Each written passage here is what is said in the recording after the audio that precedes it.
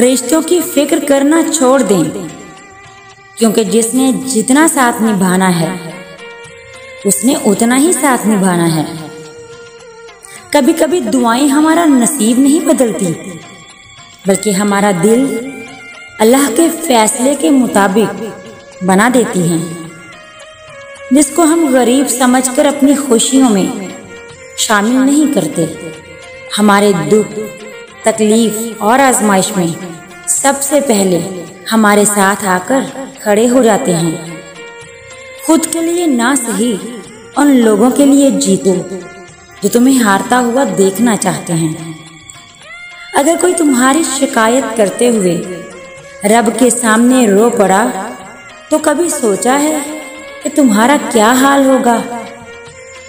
अपने बारे में ना किसी फकीर से पूछो, ना किसी पीर से पूछो।